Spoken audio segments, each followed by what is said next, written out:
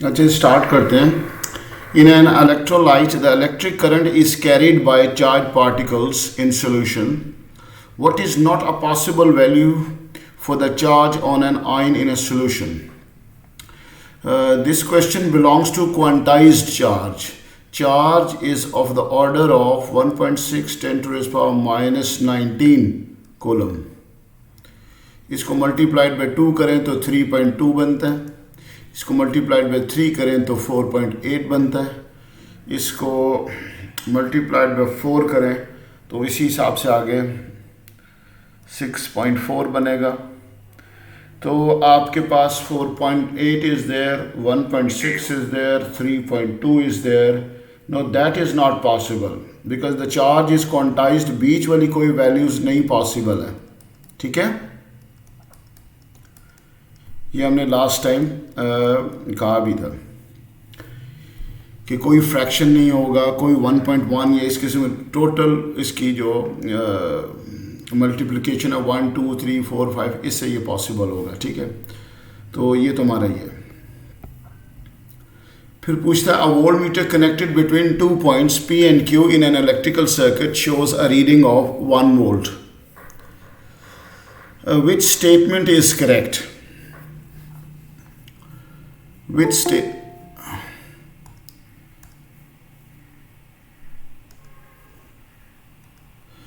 statement is correct? देखिए voltmeter हमारे पास जो फॉर्मूला है V is equal to W over Q. Energy work done पर कूलम चार्ज. तो यहाँ पर थोड़ा सा एक कॉन्सेप्ट है कि अगर आप energy needed to move plus coulomb charge from P to Q is 1 joule. Energy needed to move plus coulomb charge from Q to P is 1 joule. Energy needed to move 1 electron to move Q is 1 joule. ये electron flow में आता है. जिधर जिधर भी electron होगा वो that is not the direction of current. ठीक है, direction is current is always from positive to negative. But the question is when a positive charge move from this path, वो तो अपने एक नेचुरल फ्लो में चला जाएगा. ठीक है, उसको कोई रेजिस्टेंस नहीं आएगी. आपको वर्क डन तब करना पड़ता है जब आप एक चार्ज को यहाँ से यहाँ तक मूव कराते हो अगेंस्ट इट्स फील्ड. अगर मिसाल के तौर पे आपके पास, अगर मैं इस बी ऑप्शन को लेता हूँ which is the correct one, अगर एक पॉजिटिव चार्ज माइनस Q से P की तरफ जाएगा तो a positive move towards the positive to overcome repulsion we need an energy supply, we need a work need to be done. ठीक है, बिल्कुल ऐसे ही है जैसे आपके पास ये एक बैटरी है पॉजिटिव टू नेगेटिव. तो आप अगर स्विच क्लोज कर देते हो तो चार्ज ऑटोमेटिकली फ्लो करेगा फ्रॉम पॉजिटिव टू नेगेटिव. लेकिन उन चार्जेस को यहाँ से वापस यहाँ तक डिपॉजिट होने के लिए you need to do some work जिसको आप EMF कहते हो. ठीक है, तो नेगेटिव से पॉजिटिव की तरफ चार्ज को मूव करने के लिए आपको फिर 1 वोल्ट अगर उसकी EMF है तो फिर आपको वर्क डन करना पड़ेगा. ठीक है, तो that is basically voltage stands out for EMF जिसमें एक चार्ज इधर से इधर मूव करता है. ठीक है, इस एक्सप्लेनेशन को आपने ज़हन में रखना है. Energy is required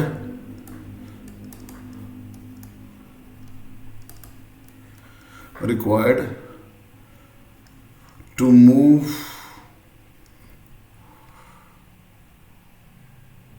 a positive coulomb charge against the field. Field क्या होता है? Positive to negative. ठीक है, तो वो डेफिनेशन इस केस में पूरी आ जाती होती है. ठीक है, अब अगर इसका क्रॉस एनालिसिस करें जी, ए क्यों नहीं करेक्ट है? Energy needed to move 1 coulomb charge from P to Q, भाई पॉजिटिव टू नेगेटिव वो खुद ही चला जाता है. ठीक है, वो जो उसकी रिपल्शन की पोल है वो उसके साथ मूव करके, उसके साथ ये चार्ज मूव करके नेगेटिव पे पहुंच जाता है. ठीक है, उसमें एनर्जी उसको रिक्वायर्ड ही नहीं है पुश करने के लिए. वो तो EMF ने शुरू में पुश कर दिया उसको. तो ये जो बी है option, that is more convenient, more correct है कि अगर एक पॉजिटिव चार्ज जब नेगेटिव से पॉजिटिव की तरफ मूव करेगा तो टेक्निकली वो मूव नहीं कर सकता ड्यू टू रिपल्शन। ये भी हाई पोटेंशियल पॉइंट है। तो फिर आपको एनर्जी रिक्वायर्ड होगी, जिसकी मैंने एग्जांपल यहाँ पे। बात रिपीट कर सकते हैं? क्या चीज़?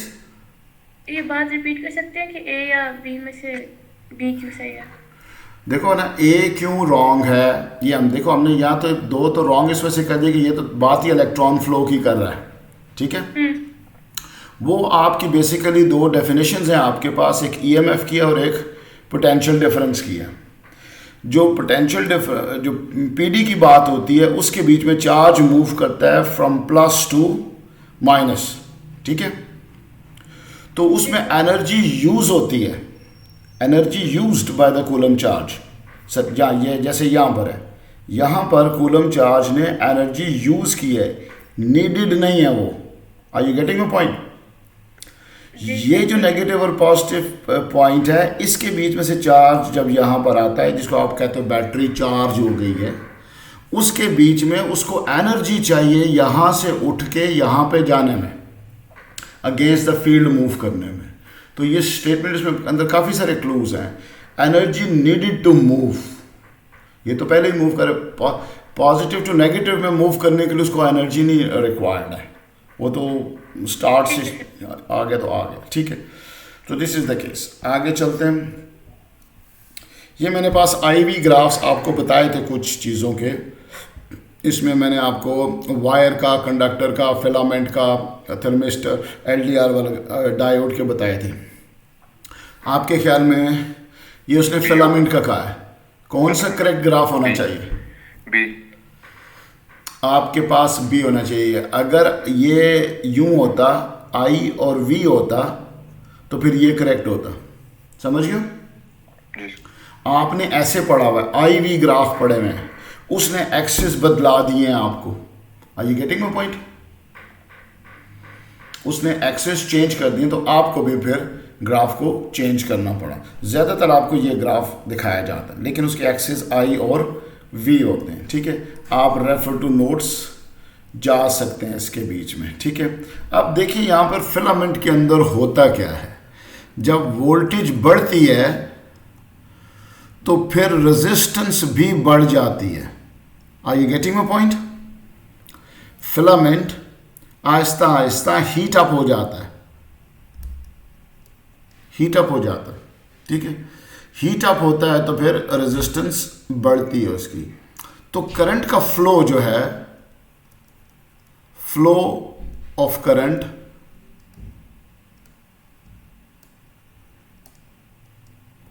वो जो रेट ऑफ फ्लो है, बेसिकली करंट डिक्रीज कर जाता है। अब ज़रा गौर करें आप, जो जो आप वोल्टेज बढ़ाते जा रहे हो, करंट तो उस तरफ नहीं जा रही है। क्या ख्याल है, नज़र आ रहा है? तो बी वाकई आपका करेक्ट ऑप्शन है, ठीक है। यहाँ पर क्या हो रहा है, आप वोल्टेज बढ़ा रहे हो तो करंट भी तेज़ी के साथ बढ़ती जा रही है। हालांकि फिलामेंट में जब हीट प्रोड्यूस होना शुरू हो जाती है तो उसका रेट ऑफ फ्लो ड्रॉप हो जाता है। मैं उसकी एक ओरिजिनल फॉर्मेशन आपके सामने रखता हूँ। ये आपके सामने एक ग्राफ है और ओरिजिनल ग्राफ बनाता हूँ इसका। ये आपके पास थी करंट, ये आपके पास थी वोल्टेज, आपके पास ग्राफ यूं था इसका। तो आप कहते थे जो ही वोल्टेज बढ़ती जाती है, rate of flow of current decrease हो रहा है। करंट जा तो ऊपर ही रही है, लेकिन आहिस्ता आहिस्ता ऊपर जा रही है। इसका मतलब है करंट जब भी कंप्रोमाइज़ होगी, उसके पीछे जो फैक्टर होगा वो रेजिस्टेंस ही होगी। और फिलामेंट में तो वो temperature is one of the main reason है कि उसकी रेजिस्टेंस बढ़ रही होती है, ठीक है। इसका जो ग्रेडियंट है, 1 gradient that is equal to resistance. ये हमने काफ़ी लंबी बात की हुई है इसके ऊपर। तो यही एक्सप्लेनेशन इसी ग्राफ के ऊपर आपने दे देनी है, ठीक है। अच्छा, ये तो दोनों ग्राफ हैं, ये गलत हैं, दिस आर रॉन्ग। अगर कोई इसमें कोई और एक्सप्लेनेशन लेना चाह रहा है तो मुझसे पूछ ले वो, वरना मैं नेक्स्ट पे मूव कर रहा हूँ। चले, कहता है when a battery is connected to a resistor the battery gradually warms. ठीक है, वार्म हो जाती है। This causes the internal resistance of the battery to increase while its electromotive force remains unchanged. As the internal resistance of the battery increases, अगर internal resistance बढ़ेगी तो फिर क्या होगा? How the potential difference and the output power वो change कैसे होंगे? अब देखिए, अगर आर इंक्रीज होता है तो टोटल रेजिस्टेंस भी इंक्रीज होगी, जिसकी वजह से current in the circuit decreases. ठीक है, इस केस में आपके पास दोनों डिक्रीज नहीं करेंगे? क्या चीज? इस केस में आपके पास दोनों नहीं डिक्रीज करेंगे, टर्मिनल पोटेंशियल और दोनों आउटपुट पावर भी? नहीं, मुझे पढ़ना। This cause internal battery to increase. अगर आपकी internal this causes gradually becomes warm. अच्छा, वार्म में आपका बेसिकली जा रहा है कि आपकी रेजिस्टेंस बढ़ती जा रही है, हीट बढ़ती जा रही है। जब आप हीट बढ़ती जा रही है तो अगर आप आर टोटल रेजिस्टेंस आई दोनों को वेरी करना शुरू कर दोगे तो फिर चीज़ें थोड़ी सी कॉम्प्लेक्स हो जाएंगी। तो आपके पास है कि अगर आर इंक्रीज हो जाता है तो वोल्ट लॉस्ट आपके बढ़ जाते हैं इनसाइड द बैटरी। तो टर्मिनल पोटेंशियल जो है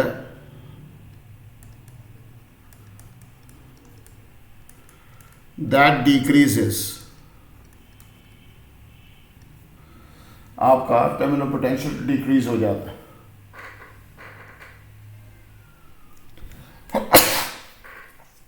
जब टर्मिनल पोटेंशियल डिक्रीज हो जाएगा तो जो आउटपुट पावर है वो भी आपकी डिक्रीज हो जाएगी। आउटपुट पावर जो इसको मिल रही है, इसको, तो दैट व्हाट इट इज, ये क्वेश्चन है। तो फिर आपका ए जो है वो करेक्ट आंसर बनेगा।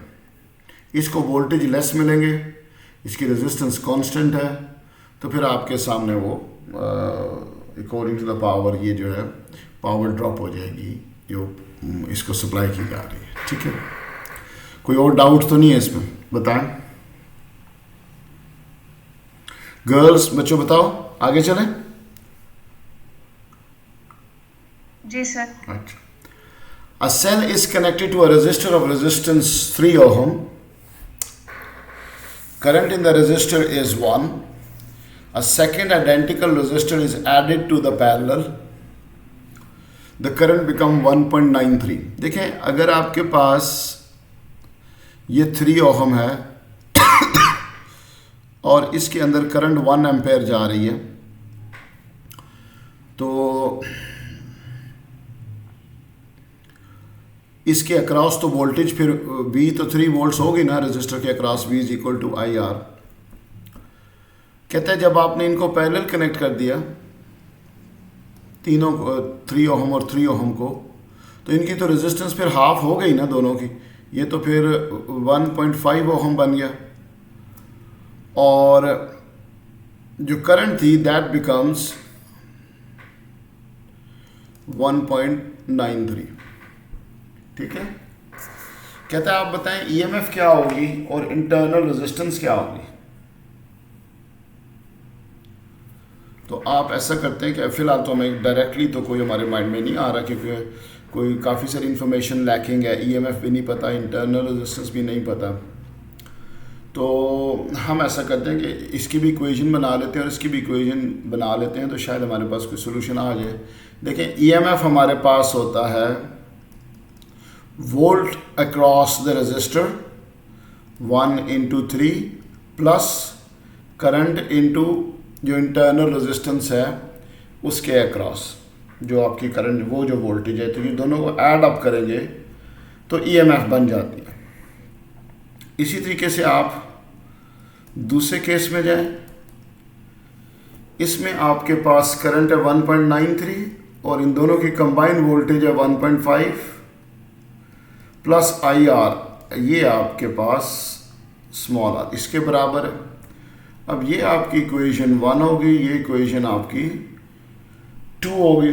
अगर दोनों इक्वेशन को सब्ट्रैक्ट कर देते हैं तो ईएमएफ ख़त्म हो जाएगा और इंटरनल रेजिस्टेंस हमें पता लग जाएगी। जब इंटरनल रेजिस्टेंस पता चल गई तो फिर हमारे लिए आंसर निकालना आसान है। तो सब्ट्रैक्ट कर देते हैं इसको हम, दोनों इक्वेशंस को। सब्ट्रैक्टिंग 1 and 2,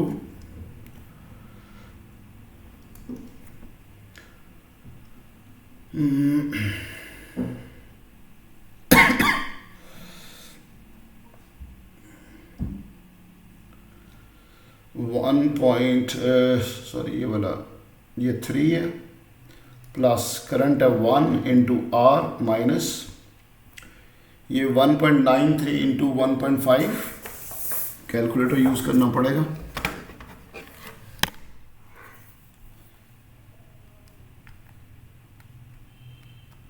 सर 2.89 आ रहा है। ये बाकी लोग भी अपनी प्रेजेंस को फील कराएंगे। 0.89 और फिर आगे है ये क्या है हमारे पास 1.93 आर। इसको आप सॉल्व करें तो आपके पास अल्टीमेटली जो रेजिस्टेंस बनेगी वो ये वाली बनेगी 0.113। तो वो चूंकि है ही एक है इस कॉलम के अंदर, तो वही हमारा राइट आंसर होगा। उस रेजिस्टेंस को किसी भी इक्वेशन में आप डाल देंगे, आपके पास ईएमएफ आ जाएगी। ठीक है, ठीक। हम अपना टाइम ज़रा थोड़ा सा सेव कर लेते हैं। ठीक है, तो ये सब्स्टिट्यूशन मेथड से ये क्वेश्चन सॉल्व हो जाना। गर्ल्स बेटा बताओ आगे चलें या किसी पॉइंट को आप चाहते हैं दोबारा एक्सप्लेन करूं?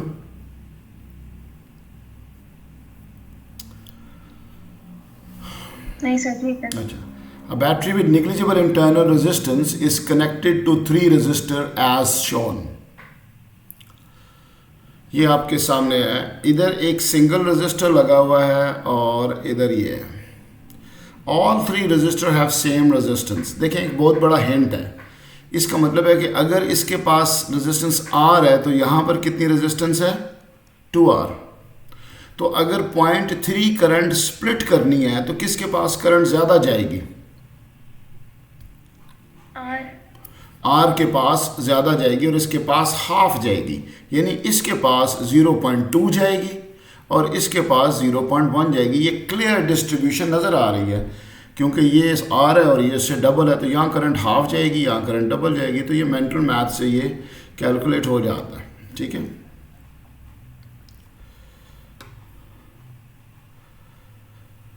the diagram shows a potentiometer and a fixed resistor connecting across a 12-volt battery of negligible internal resistance। 12 volts आपके पास ये है और ये दोनों 20-20 के हैं। ये बेसिकली 0 से 20 तक बन सकता है ये, because it has a movable contact. कहता है फिक्स रेजिस्टर पर each have resistance 20 ohm. The circuit is design to provide valuable output voltage. आप मुझे बताएं अगर ये दोनों 20-20 ओहम के ऊपर होंगे तो फिर यहाँ पर 3 वोल्ट और यहाँ पर भी 3 वोल्ट्स तो होगा ना, सॉरी 6 वोल्ट होगा। ये बैटरी 6 वोल्ट की है, दोनों को सेम वोल्टेज मिलेगी जी, क्योंकि वो सीरीज में लगे हैं। दोनों के पास अगर 20-20 है तो दोनों के पास, क्योंकि उसने रेंज की बात की है, वो इस पॉइंट की बात नहीं कर रहा कि आउटपुट की जो रेंज है वो कितनी हो सकती है।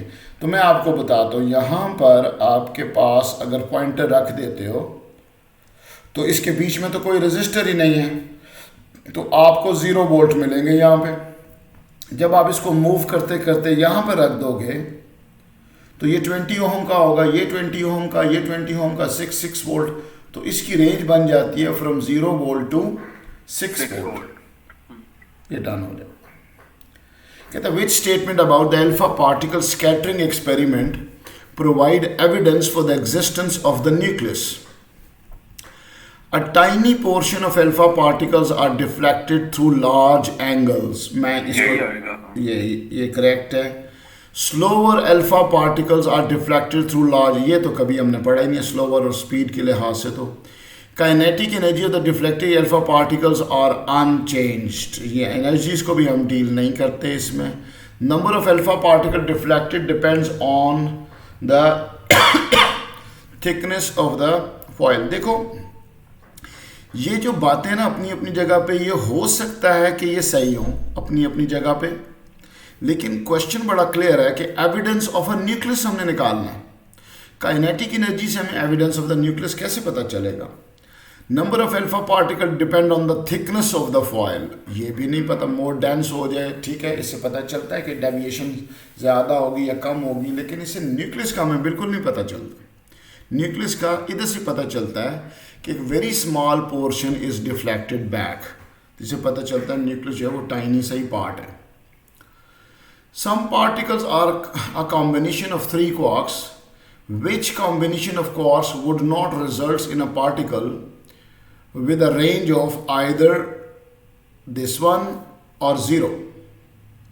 यार इसको कहते हैं E+, क्योंकि E का चार्ज है 1.6 × 10⁻⁻19, ये E का चार्ज है।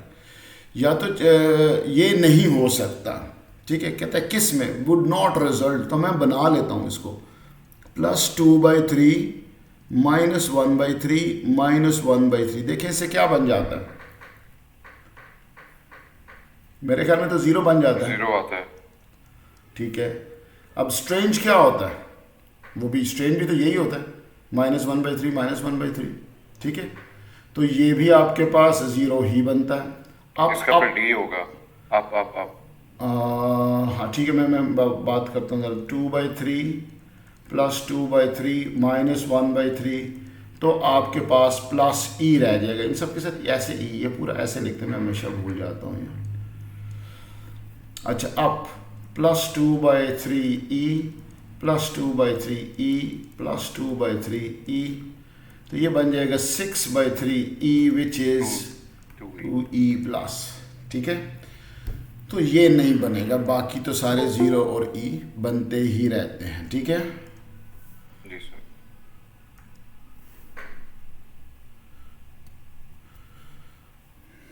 यूनुस, ये तुम लेट क्यों आए हो क्लास में?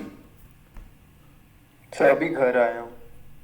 अच्छा, क्यों क्यों मसला था कोई पढ़ने सर में? वैसे ही। अच्छा ठीक है, चलो।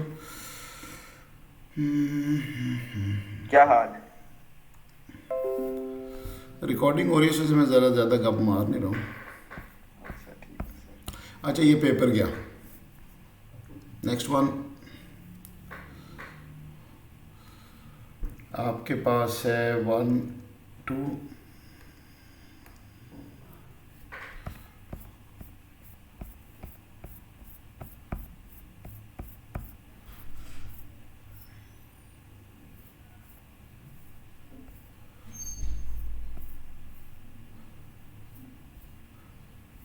Electric field not required. अच्छा जी, यहाँ पर है a length of wire is connected, length of wire connected, और एरिया चेंज हो रहा है उसका, आपके सामने उसकी सारी स्पेसिफिकेशन लिखी हुई है। तो कहता है एरिया जो है A से R तक, वो तो A है, from A to R that is A, और यहाँ पर ½ A आ जाता है, ठीक है। क्वेश्चन ज़्यादातर ऐसे क्वेश्चन में ऐसे चला जाता है, ये भी डाउट हो सकता है मैं ऐसे जा रहा है, I = Q/T, ऐसे भी जा सकता है। Let's read it completely. कहता है there is a constant current in the wire, इसका मतलब है करंट नहीं बदलेगी, चाहिए ये फॉर्मूला चाहिए, करंट सेम ही जा रही है। Charge Q passes R in time T, यहाँ पर चार्ज Q पास कर रहा है और टाइम T है, तो करंट I बनी हुई है। कहता है S पे क्या होगा, सेम टाइम पे, सेम टाइम T हो। 1/2, so 1/2 ये तो S पे नहीं है। हाँ, तो ये S पे ही है ना, S पे ही है। ये वाला एरिया वो रिड्यूस, कर्व पे क्या है? वो बेसिकली उसने कहा यहाँ से ये ट्रांसफॉर्म हो के यहाँ तक ए हाफ ए बन जाता है यहाँ तक, ठीक है। अच्छा, ठीक ये है पूरा सर। तो वो बेसिकली इन दोनों एंड्स का पूछ रहा है, बीच वाला पूछ ही नहीं रहा, ठीक है। वो कहता है what is the charge passing point S in the same time. देखें दो चीज़ें उसने आपको कांस्टेंट दे दी हैं, वो टी को भी नहीं चेंज कर रहा, यहाँ पर भी टी वही था, यहाँ पर भी टी वही है, और वो ये भी कह रहा है कि करंट भी कांस्टेंट ही चल रही है। तो मेरे ख्याल में आप क्वेश्चन बड़ा क्लियर हो जाता है। अगर आपका ये दोनों चीज़ें चेंज नहीं हो रही तो फिर क्यू भी चेंज नहीं होगा, बी होगा। फिर क्यू भी आपका सेम ही रहेगा, ठीक है। तो माइंड में चला जाता है शायद कि वो ड्रिफ्ट वेलोसिटी का इस किस्म की बातें तो नहीं करना शुरू कर देगा। तो दैट्स वाई मैंने इस फार्मूला को भी रिकॉल कर लिया, लेकिन वो इस तरफ क्वेश्चन को लेके ही नहीं गया, ठीक है। 4 wires are made of same material, same resistivity है भाई। The cross sectional area, length and thermodynamic temperature of wire are shown. Which wire has largest resistance. देखें ये हमारे पास है R is equal to rho L over A. Rho L over A. Resistance तब, अब ये तो आउट ऑफ क्वेश्चन है कि because all of made up of the same material. तो जिसकी लेंथ ज़्यादा है, जिसका एरिया ऑफ क्रॉस सेक्शन कम है, वो रेजिस्टेंस ज़्यादा बनाएगा। और अच्छा एक और भी बात है, टेम्परेचर की भी बात की हुई है उसने। तो टेम्परेचर भी डायरेक्टली प्रोपोर्शनल ही होता है। तो अच्छा, रेजिस्टेंस से हाँ, टेम्परेचर ज़्यादा होने से, लेंथ डबल होने से, एरिया कम होने से रेजिस्टेंस हमेशा बढ़ती ही है, ठीक ठीक है। तो ये तीनों ऑप्शन है, बाकी ऑप्शन जो हैं वो इतने नहीं है रेजिस्टेंस बढ़ाने में, ठीक है। अगर रेजिस्टेंस कम करने का कहेगा तो फिर डी ऑप्शन, ठीक है। सर लेकिन इसमें सी नहीं हो सकता। सी में एरिया बढ़ा दिया ना, उससे तो रेजिस्टेंस कंफर्टेबल हो अच्छा जाता सही है। है, सही है, सही है, अच्छा, सही है। कहता है a cell with internal resistance is connected resistor as shown. The resistor R is gradually increased, R को बढ़ा दिया, टोटल करंट जो है वो I internal. How do the current changes. देखिए जब आप इसको इंक्रीज करोगे तो करंट ने हर सूरत में डिक्रीज होना है। क्या ख्याल है? जी। करंट क्योंकि टोटल रेजिस्टेंस आपकी बढ़ जाएगी तो करंट कम हो जाएगी। अब जब ये आपकी करंट बढ़ गई तो आई आर भी बढ़ जाए, सॉरी कम होगा तो आई आर भी क्या होगा अगर आपकी इंक्रीज नहीं आएगा आई आर। हाँ आई आर तो इंक्रीज हो जाएगा क्योंकि ये आपकी ये और डिक्रीज फिर हमारी वोल्टेज डिक्रीज हो जाएगी। नहीं, करंट हमारी ये अपने क्या अच्छा डिक्रीज हुआ, मैंने इंक्रीज का एरो लगाया हुआ उल्टा है। अगर रेजिस्टेंस आप कम कर देते हैं, रेजिस्टेंस आप कम कर देते हैं तो आई आर आपका बढ़ जाए, सॉरी आई आपकी करंट आपकी बढ़ जाएगी, ठीक है। ठीक। करंट आपकी इंक्रीज हो जाएगी, ठीक है। तो टर्मिनल पोटेंशियल आपका देखिए ये आई आर भी फिर आपका इंक्रीज हो जाएगा। अगर करंट इंक्रीज हो गई है तो आई आर भी इंक्रीज हो जाएगा। तो जो ईएमएफ होती है आपकी वो होती है ये वाली वोल्टेज माइनस आई आर। तो सॉरी ये टर्मिनल पोटेंशियल बन जाता है, टर्मिनल पोटेंशियल।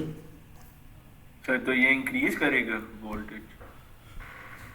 टर्मिनल पोटेंशियल होता है EMF minus I R, volt loss minus कर दें। जब वोल्ट लॉस आपके इंक्रीज हो गए हैं तो ईएमएफ माइनस इंक्रीज्ड फैक्टर, तो ये आपका टर्मिनल पोटेंशियल डिक्रीज हो जाएगा। तो आप सी पे आ जाएंगे, करंट बढ़ जाएगी लेकिन टर्मिनल पोटेंशियल आपका डिक्रीज हो जाएगा, ठीक है। उसका फैक्टर क्या है कि यहाँ पर वोल्ट लॉस्ट इंक्रीज हो गए और वो ईएमएफ से जब सब्ट्रैक्ट होंगे तो टर्मिनल पोटेंशियल आपका कम हो जाएगा, ठीक है। Kirchhoff first law states that sum of the currents entering A junction in a circuit is equal to the sum of the currents leaving it. The law is based on the conservation of physical quantity. Which physical quantity? First law की बात करें, first law में कौन सी physical quantity conserve रहती है, energy या charge? Sir पर charge होगा। चार्ज, क्योंकि फर्स्ट लॉ करंट को डील करता है। Current entering in a loop is a current leaving the loop, तो फिर इसका मतलब है charge entering in a loop is equal to charge leaving the loop. ठीक है, जो सेकेंड लॉ है वो एनर्जी बेस्ड है, potential difference. Energy given to the circuit is equal to energy used by the circuit. तो ये आपके पास बनेगा Kirchhoff first law. A circuit contains two batteries. Each of negligible internal resistance and two resistors as shown. The galvanometer has a current reading 0. अगर ये galvanometer 0 show कर रहा है तो इसका मतलब है इसके पास जो वोल्टेज है और जो 3 ओहम के अक्रॉस वोल्टेज है वो आपस में इक्वल है। Do you know this? जी सर। सर रिपीट करिए। मैंने कहा है कि हमने जब ये बैलेंसिंग पोटेंशियल पढ़ा था तो कहा था कि ये गैल्वेनोमीटर, आपका जो इस टॉपिक का नाम है galvanometer used as a null method, यानी अगर वो कनेक्ट होता है करंट 0 शो कर देता है तो इसका मतलब है गैल्वेनोमीटर की जो बैटरी है और जिसके अक्रॉस उसको कनेक्ट किया है दोनों की वोल्टेज सेम है और उनके बीच में पोटेंशियल डिफरेंस 0 है, जिसकी वजह से करंट 0 है यहाँ पे। तो वो कहता है what is the EMF of the battery x, वो वही होगी जो इसकी वोल्टेज होगी। अब इसकी जो वोल्टेज है वो यहाँ से और यहाँ से नज़र आ जाती है। अगर इसको 1 पार्ट मिलेगा तो इसको 3 पोर्शन मिलेंगे, ये 1:3 पे है। Are you getting my point? जी ठीक है, तो 24 को स्प्लिट करते हैं इन 4 पार्ट्स में, 3 पार्ट इसको दे देते हैं, इसको मिल जाएंगे 18 वोल्ट और इसको मिल जाएंगे 6 वोल्ट। 24 को ऐसे स्प्लिट अप किया। अगर आप फार्मूला भूलते हैं तो आपके पास पोटेंशियल डिवाइडर का फॉर्मूला है 3/3 + 9 R1/R1 + R2 into EMF which is 24 is equal to V1। तो ये देखें कितनी आ जाती है, इसके अक्रॉस 6 वोल्ट ही आएंगे। ठीक है जी सर, 6 से आ रही है। 6 यार। अच्छा, वैसे तो ये सीधा साधा रेशो मेथड से ही हो जाता था। नल मेथड क्या है कि हमेशा गैल्वेनोमीटर ने 0 शो करना है अगर इनकी वोल्टेजेस बराबर हैं तो। ठीक है, तो हमारे पास ये आ जाता है 6 volt. A nucleus of francium decays into the nucleus of bismuth in several steps. Which particle could be emitted? देखिए 87 से आप पहुंचे हैं 83 पे। ठीक है, इसका मतलब है जो अल्फा पार्टिकल होता है वो तो 42 होता है, 87 के बाद वो हो जाएगा 85 और अगर हम एक दफ़ा और इसको डिके कर दें तो फिर वो 83 बन जाता है। कोई मुझे बता सकता है कि मैं अल्फा पार्टिकल के बारे में क्यों सोच रहा हूँ? देखें अगर क्योंकि अगर एक ऑप्शन में अल्फा है। अच्छा ठीक है, देखें जो प्रोटॉन नंबर्स हैं ये वाले, ये सामने नज़र आ रहा है कि ये डिक्रीज़ हुए हैं। अगर मैं इसमें से बीटा रिलीज़ कराता हूँ तो बीटा में कभी ये नंबर डिक्रीज़ नहीं होता, इंक्रीज़ हो जाता है। Are you getting my point? जी ठीक है, अच्छा तो आपके पास यहाँ पर है हमारे पास 87 से अगर मैं 2 अल्फा रिलीज़ करा देता हूँ तो मेरे पास बन जाता है, इसको 4 में इसके कम करता हूँ, 221 में से 4 कम करता हूँ तो 217 और 85, इसको को मैं x का नाम दे देता हूँ। इससे फिर अल्फ़ा रिलीज़ होता है तो फिर पीछे बन जाता है 213 over 83। लेकिन यहाँ पर तो 209 है। अब क्या करें, यही तो हमने मुकम्मल कर लिया है, ये नहीं है। तो हम ऐसा करते हैं कि ये जो y है इससे अल्फ़ा और निकाल देते हैं।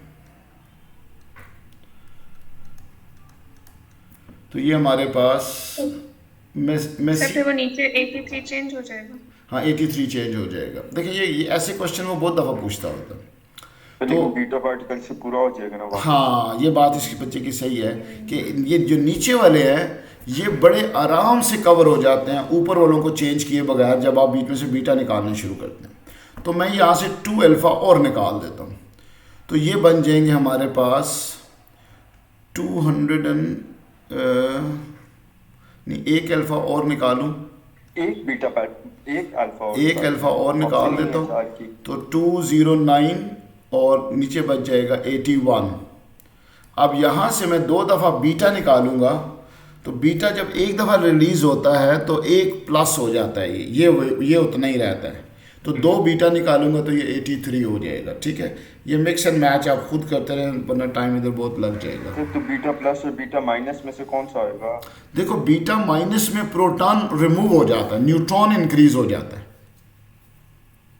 ठीक है, तो बीटा प्लस नहीं करेंगे हम, बीटा माइनस में चलाएंगे आप। ठीक है, कहते हैं which equation describe the change to quark composition of a nucleus and the lepton emission during the beta plus decay। इसकी मैंने इक्वेशन आपको लिखाई है बीटा प्लस डिके की। एक प्रोटॉन कन्वर्ट होता है एक न्यूट्रॉन में plus beta plus 1 plus neutrino, ऐसे ही है जी। तो ये था आपके पास अप अप डाउन और ये था आपके पास डाउन डाउन अप। तो आप कहते थे कि एक अप एक डाउन में कन्वर्ट हो गया है।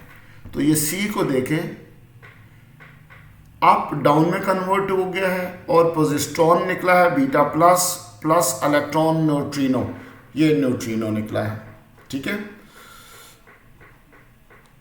ये यूं है, ये आपके पास एंटी न्यूट्रिनो यूं होता है, तो ये इक्वेशन नहीं होती। तो ये हमारे पास सी आ जाता है, यानी बिल्कुल जैसे आपके पास नोट्स पड़े हुए हैं, बिल्कुल एग्जैक्टली डिक्टो उसी के ऊपर क्वेश्चन जा रहा है। There are protons, neutrons and electrons in the sample model of an atom, to which class group hadrons, leptons do these particles belong? ये तो प्रोटॉन और न्यूट्रॉन नहीं होता है। हैड्रॉन तो यही है बिल्कुल, लेप्टॉन इलेक्ट्रॉन होता है बिल्कुल ऐसा ही है। ठीक है, तो ये भी हमारा डन हो जाता है। मैं तीसरा पेपर समर का करता हूँ हम।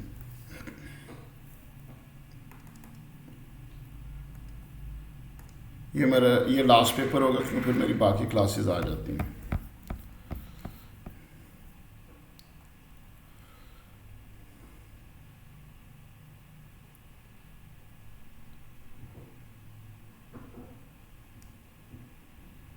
इलेक्ट्रिक फील्ड अभी हमारा पार्ट नहीं है। Okay, which 2 units are used to define the volt? देखें, कूलम एंड जूल, बिल्कुल ऐसे ही, जूल्स और coulomb, coulomb and joules. The graph shows variation the resistance of uniform metal wire. ठीक है, यूनिफॉर्म ऑफ मेटल वायर है, resistance uniformly increase कर रही है। The gradient of the graph is G. The wire has a cross-sectional area A. Which expression could be used to calculate the resistivity of the metal of the wire? Resistivity होती है, इसको simplify करते हैं। ठीक है, अब R over L, that is the gradient.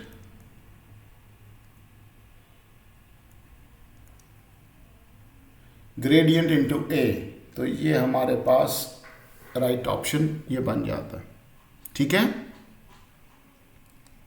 Ji sir. ठीक। The diagram 1 shows a lamp connected to a supply through 2 switches। कहता है ये स्विचेस हैं, अगर ये वाला स्विच इधर लग जाए तो ये सर्किट चल पड़ता है। ठीक है, ज़रा देखें आप खुद मुझे बताइए वाकई चलेगा या नहीं चलेगा ना। ऐसे X2Z पे लग जाए तो ये चल पड़ेगा। अब अगर ऐसा नहीं है तो X1 Y1 से भी तो लगा सकते हैं। जी जी बिल्कुल लगाने लगो।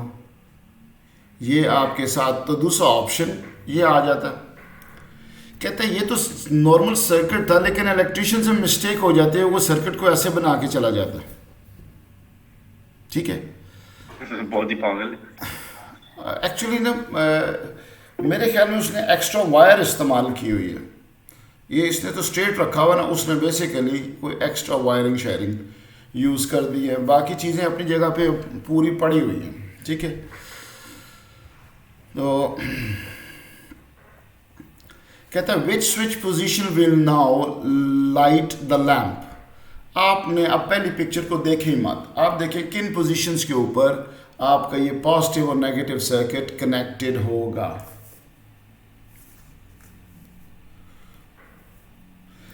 अगर आप X1 to Y1 करते हो, अगर तुम यूं चला देते हो और X2 to Y2 चलता है तो फिर ये किधर है? ये तो सर्किट, ये तो डिस्कनेक्ट हुआ ना इधर से। क्या ख्याल है आपका? ये तो इधर ही पड़ा हुआ है, स्विच इधर लग गया X1 Y1। X1 Z1 और X2 Z2 किधर, कौन से वाला? D X1 Z1 और X2 Z2। आप यूं चले गए और फिर आपने ये कनेक्ट, हाँ ये बिल्कुल सही है, ये ऐसे ही है। ठीक है, तो इसको ज़रा अगर आप समझ हमने जल्दी में किया तो इसको स्लो कर लेंगे, दैट इज़ क्वाइट सिंपल। ठीक है,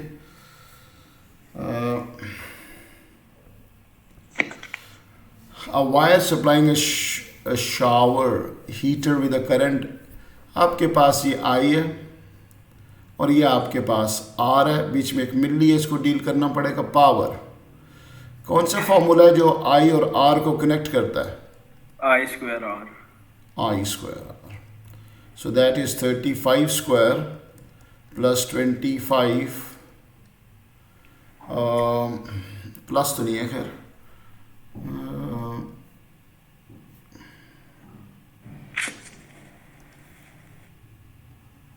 मल्टीप्लाई है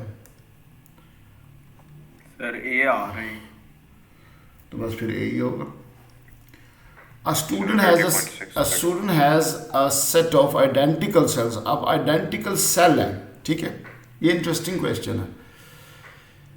कहता है यहाँ पर ये चीज़ नॉर्मल ब्राइट थी, अब मैं इसको एक वैल्यू दे देता हूँ, सपोज दैट इज 2 वोल्ट। ठीक है, और 2 वोल्ट के ऊपर ये नॉर्मल ब्राइट है। What shows when the student connects the lamps in the cell as shown? इनमें से क्वेश्चन का जो मेन कॉन्सेप्ट निकलता है कितने ब्राइट होंगे या कौन सी स्टेटमेंट ठीक होगी।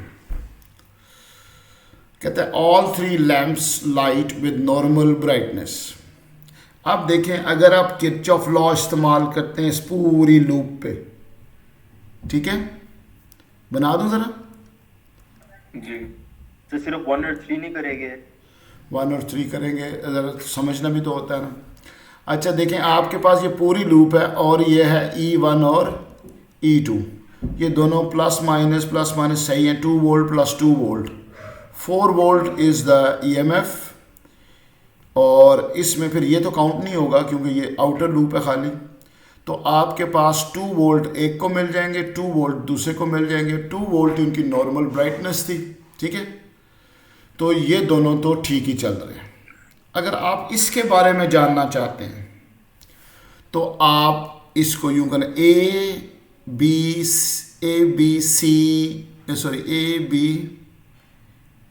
E F कर लेते हैं। आवाज नहीं आ रही। मैं इस आवाज़ नहीं आ रही, मैं दोबारा ज्वाइन करता हूँ, ठीक है। सर अब हो गया। अच्छा ठीक है। अच्छा ये आपके पास अब ये लूप है। अब देखो इस लूप में बैटरी कितनी है? 1, 2 वोल्ट, ठीक है, और सेल कितने आ रहे हैं? 2। तो इनको तो फिर 1 वोल्ट मिलेगा, फिर तो ये ब्राइट होंगे ही नहीं। ठीक है, इसी तरीके से इसको ले लें आप। तो इन सारे केसेस में 2 को कंफर्म है कि उसको 1 वोल्ट ही मिल रहा होना या कम मिल रहा होना। ठीक है, और अगर मैं इसको यूं कहूं कि ये 2 वोल्ट और 2 वोल्ट के बीच में लगा हुआ है, तो यहाँ पर इसको मिल रहे हैं 2 वोल्ट, और ये इनको मिल रहा है 4 वोल्ट, तो यहाँ पर भी 2 वोल्ट होंगे। तो ये भी पॉसिबिलिटी है कि हो सकता है ये चले ही ना, कि यहाँ पर भी 2 वोल्ट है, यहाँ पर भी 2 वोल्ट है, हो सकता है ये चले ही ना। तो 1 और 3 जो है ये हर कंडीशन में जो है वो फुलफिल हो रहा है। ठीक है जी, ठीक है। कौन सा ऑप्शन बनता है ये? सी। A potential divider circuit is shown. Potential divider का आपने देखा क्वेश्चन मोस्टली एमसीक्यूज के अंदर हैंडल हो रहे होते हैं। कहते हैं ये आपके पास 12 वोल्ट है और ये आपके पास 5 वोल्ट है, तो ये आपके पास फिर 7 वोल्ट हुए।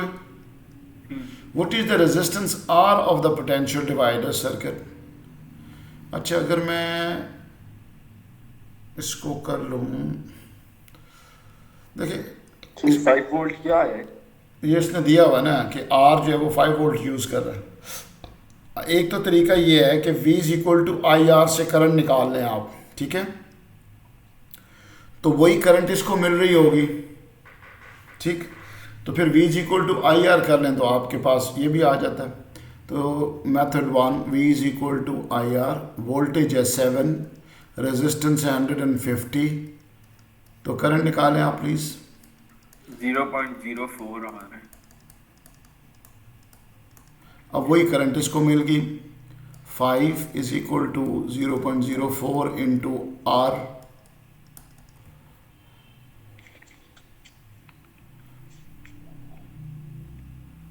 ये 125 आ रहा है। नहीं सर, 108 आ रहे हैं। 10 ये वाला ऑप्शन हो, 120। हाँ ये होगा। ठीक है, अच्छा इसके साथ दूसरा एक तरीका करते हैं,